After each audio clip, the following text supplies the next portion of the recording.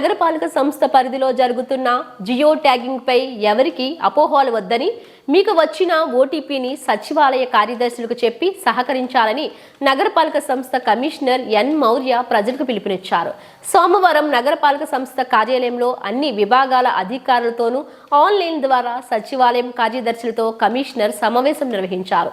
Geo tagging కొరకు వెళ్తే ప్రజలు సహకరించడం లేదని పలువురు కమిషనర్ కు తెలిపారు. ఈ సందర్భంగా కమిషనర్ మాట్లాడుతూ నగరంలో నివసిస్తున్న వారి యొక్క వివరాల కోసం నగరపాలక సంస్థ సచివాలయం సిబ్బంది కావాల్సిన సమాచారం సేకరిస్తున్నారని అన్నారు. ఇందులో ఎటువంటి మోసాలకు తావులేదన్నారు. మా ఇళ్లకు జియో ట్యాగింగ్ అవసరం లేదని ఆదాయ పన్ను చెల్లించేవారు అపార్ట్మెంట్ వాసులు కొందరు తిరస్కరిస్తున్నట్లు తమ దృష్టికి వచ్చిందని అన్నారు.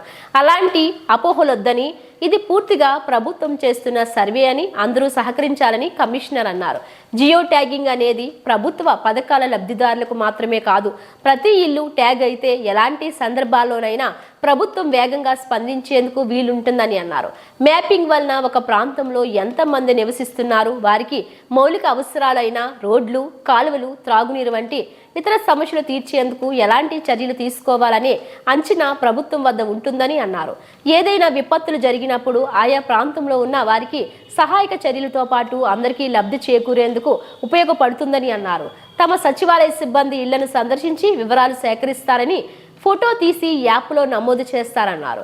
ఈ క్రమంలో సచివాలయ సిబ్బందికి ఓటీపీ చెప్పి లేదా బయోమెట్రిక్ వేసి సహకరించాలని కమిషనర్ ప్రజలను కోరారు. అలాగే ప్రభుత్వ పథకాలు పొందేందుకు national payment corporation of India ప్రకారం ప్రతి ఒక్కరికి ఆధార్ లింక్ అయిన బ్యాంక్ అకౌంట్ ఉండాలని అన్నారు.